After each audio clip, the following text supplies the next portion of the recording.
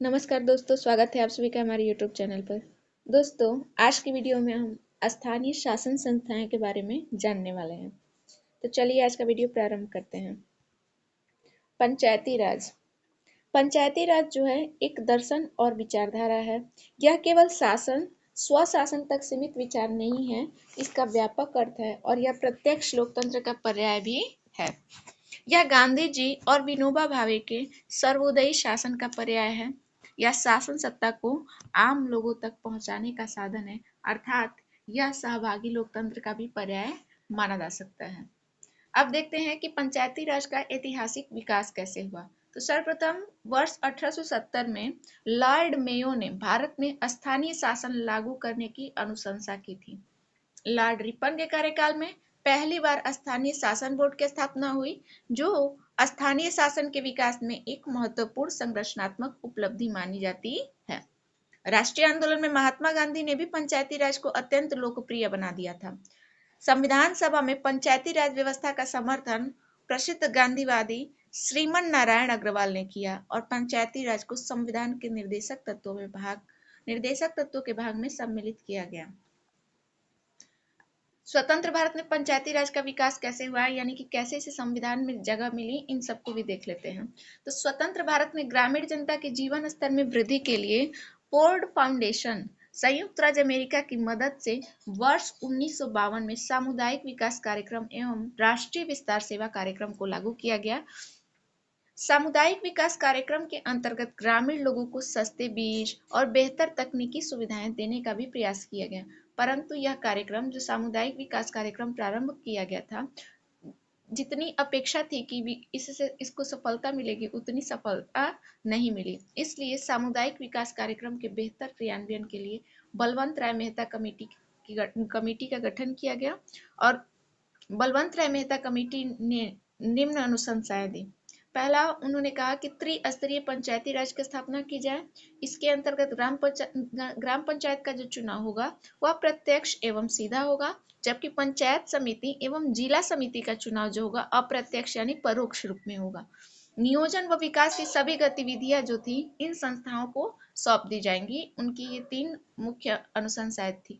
इसके अतिरिक्त उन्होंने यह भी कहा कि पंचायत समिति कार्यकारी निकाय के रूप में होगी, जबकि जिला परिषद की भूमिका जो होगी सलाहकारी, समन्वयकारी एवं पर्यवेक्षण की होगी।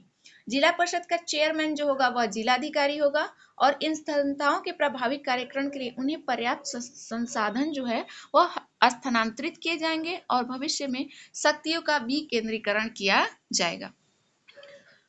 अब देखते हैं पंचायतों का व्यवहारिक प्रयोग कब हुआ। बलवंत राय मेहता कमेटी की सिफारिश के बाद पहली बार 2 अक्टूबर 1959 को राजस्थान के नागौर जिले में पंचायती राज लागू किया गया और दूसरा राज्य आंध्र प्रदेश था जहां पे पंचायती राज लागू हुआ। परंतु 60 के दशक में देखें तो भारतीय राजनीतिक व्यवस्था में अनेक संकट देखे गए, जैसे कि दो समय युद्ध हुए थे, चीन का युद्ध और पाकिस्तान युद्ध, जिससे खाद्यान्न और आर्थिक संकट पैदा हो गया। इसलिए पंचायतों का प्रभावी क्रियान्वयन नहीं हो सका। पंचायतों के विकास का अगर द्वितीय चरण की बात करें तो जनता पार्टी की सरकार ने 1978 में अशोक मेहता समिति की स्थापना की, जिन्होंने वर्ष 1978 में अपनी रिपोर्ट दी और उनकी मूल अनुशंसाएं निम्न थी कि पंचायती राज को द्विस्तरीय होना चाहिए, जिसमें जिला परिषद एवं मंडल पंचायत नामक 2 स्तर सिर्फ होंगे। लक्ष्मीलाल सिंधिया समिति की बात करें तो उन्होंने कहा कि राजीव गांधी सरकार ने लोकतंत्र एवं विकास के लिए पंचायत के पुनर्जीवन नामक समिति की स्थापना की, जिसके अध्यक्ष जो थे लक्ष्मीलाल सिंधिया थे। उनकी अनुशंसाएं थी कि पंचायत को संवैधानिक आधार प्रदान किया जाए, त्रिस्तरीय पंचायत का गठन किया जाए और यह 3 स्तर जैसा कि पहले था ग्राम स्तर, खंड स्तर और जिला स्तर पर होगा। पंचायतों के चुनाव जो हो एक निश्चित अवधि में संपन्न कराया जाए। वित्त आयोग के प्रभावी कार्यक्रम के लिए पर्याप्त अनुदान देगा। वित्त आयोग जो है वह पर्याप्त अनुदान दे। राजनीतिक दलों की सहभागिता को हतोत्साहित करना और पंचायतों में विवाद निपटाने के लिए न्याय पंचायत के गठन का प्रावधान का सुझाव लक्ष्मीलाल सिंधिया समिति के द्वारा 1986 में दिया गया था। इसके अतिरिक्त पीके थुंगन समिति का भी गठन हुआ 1988 में। थुंगन समिति ने भी पंचायती राज को संवैधानिक आधार देने का समर्थन किया। परंतु इस समिति के अनुसार भारत में पंचायतों का संबंध जो हो सीधा संघ सरकार से होना चाहिए, राज्य सरकार का इसमें हस्तक्षेप नहीं होना चाहिए। अतः समिति ने पंचायती राज को जो है राज्यों का विषय नहीं माना। उन्होंने कहा कि पंचायत राज का संबंध जो हो सीधा संघ सरकार से हो, न कि राज्य सरकार से हो। अब देखते हैं कि विभिन्न सरकारों के द्वारा पंचायती राज लागू करने के लिए क्या क्या प्रयास किए गए।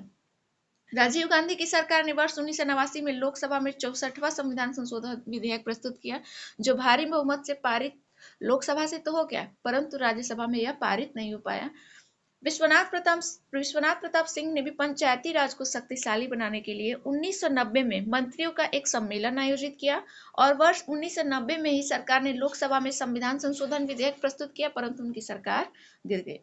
1991 में नरसिम्हा राव सरकार ने पुनः इसे संवैधानिक आधार देने का प्रयत्न किया और 73वां संविधान संशोधन अधिनियम 1992 में पारित हुआ और वर्ष 1993 में यह लागू हो गया।